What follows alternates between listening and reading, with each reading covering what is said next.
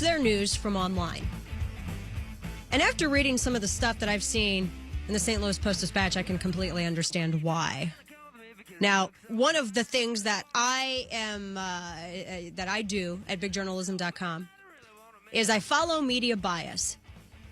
And it's always, whenever you get a little gift that's sort of dropped in your lap where it's a completely biased story, it's kind of, it's like you're opening a present at Christmas, right? Now, I followed Jake Wagman over at the Post-Dispatch for quite a long time. We were on a panel together. Got very interesting, by the way, at some media conference, media event like a year and a half, 2 years ago. Myself and Jim Hoff, Gateway Pundit, were on this panel with him. Very interesting. And sometimes I think he does a really bang-up job as an objective reporter, and then other times I'm wondering if he actually did enough work himself to merit the byline, or if he should have just credited the Oppo team with the Carnahan department, their campaign office, or the Nixon campaign office.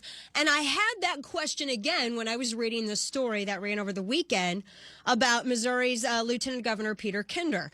And they were talking about, oh my gosh, he spent the night at the Chase Park Plaza Hotel after he spoke at a charity ball. And it talks about how he was racking up expenses, staying at hotels and all of this other business.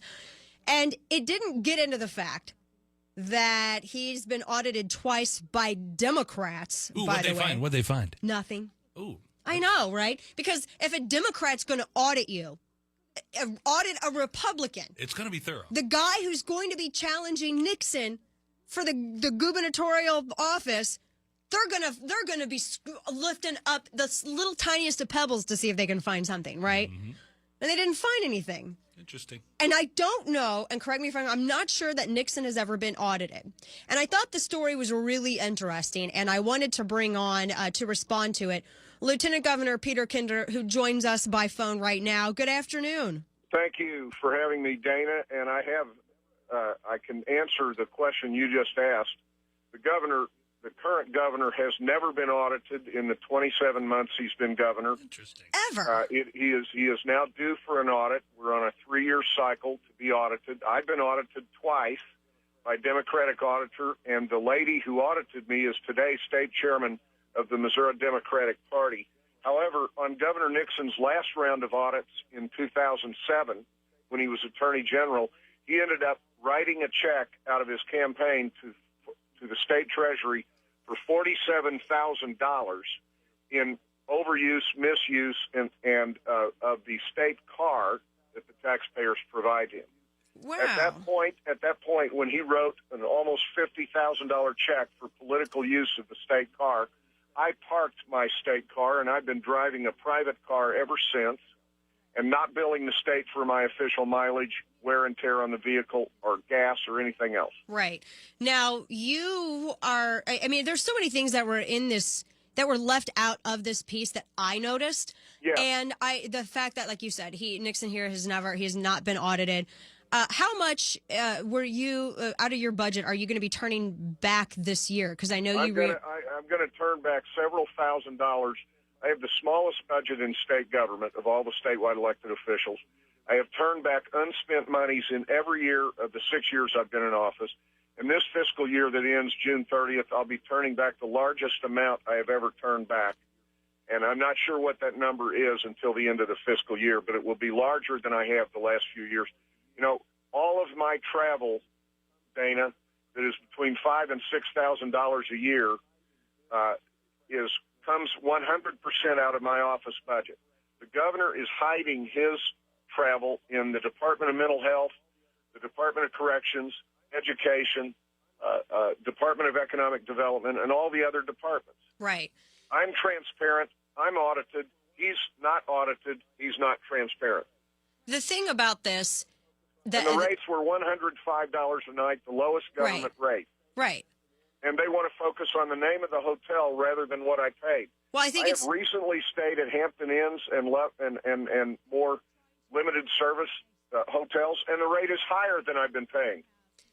I think they're trying to, and this is just my speculation, the reason that you have people at the PD focusing so much on you is so they cannot focus. It just seems like a tit-for-tat situation here Dana, with Senator Dana, McCaskill. I can break some news on your air Yes. today. We discovered just this morning in a sunshine request the cost of the governor's travel in the first 2 months of this year, ending February 28th, was $33,000 and some change, $33,000 for 2 months, or almost as much in those 60 days as I spent in 6 years. $33,000 the first 2 months. Yes. And there was one, listen, he flies around, I drive around. I drive around privately. I don't bill the state my gas, my mileage, wear and tear on the vehicle. I parked my state car 4 years ago. I'm actually subsidizing official travel. This is what, and the Post-Dispatch knew all of this, and Jake Wagman spent almost 2 months on a search and destroy mission in which he did not disclose the facts of the audit, either of my two audits, or the fact that the lowest rate was $105, the lowest government rate. He tried to make it sound like it was $120, and 1 hour on the state plane costs about $1,200 an hour versus my $105 hotel night. Well, and like I said, I think that this is being focused on so this publication doesn't have to focus on McCaskill, because what I thought was so fascinating about this is that Dave Cantonese is the guy at Politico who broke the McCaskill story. Politico is halfway across the country, whereas here, this is Wagman's beat. Why didn't he break the McCaskill story and said he's... Isn't that a good question? Maybe because he was spending 7 or 8 weeks on my hotel bills writing a 2,500-word story. Are you kidding me? This was the length of a New Yorker magazine polished piece on the Vietnam War on some hotel bills. Right. One of the things that you had said earlier is that you're just going to get a condo. And like within a couple of hours after you gave an interview where you were talking about how you were going to get a condo, fascinating, Elizabeth Smith with the Democratic governor, with Nixon's group, came out with fired off a press release saying that they're mad about that even because they say that it'll still be campaign money that's going towards paying for that condo. Well, you know what? If you didn't come to St. Louis, they'd fault you for not coming there. Right. When you do come there, the daily newspaper that praised me 48 months ago for my commitment to working across party lines to move our state forward and heal the urban-rural split, now it's a bad thing that I come to St. Louis and spend time. I guarantee you can't win if you're a conservative with the Post-Dispatch. Well, I'm kind of wondering the same thing here after some of the stories that I've seen. That I mean, every now and then I see a good objective piece, and I'm like, wow, can we? And then I see something like this, and it just completely shoots all of my hopes completely down. This was a contract hit piece, but longtime readers of the Post, have come to expect it. Well, and I think anyone with a brain would want to know where the other side of the story is, or just some of the situations with Nixon and the fact that, well, why hasn't he been audited yet? But the last point I wanted to make, and I know you have to get going, we have to get going to break here, is that with campaign funds, now correct me if I'm wrong, that's this type of situation, like renting a condo or whatever, that's exactly one of the things that fundraising like that so you can actually go and visit people across the state and not have to rack up even more money with like hotels and etc. Correct. Well, there you go. I'm proud of my commitment to St. Louis, and I'm not backing down, Dana. You know I'm a fighter. Absolutely. Lieutenant Governor Peter Kinder, always a pleasure. Thanks. It's good to talk to you. Thanks for having me on. Of course. Talk to you again soon. We're going to get more of your calls when we return. Hot Air's Ed Morrissey up next. Plus, the president has unveiled his new campaign motto. Guess what it is? I'll tell you when we return. Keep it here. Christmas.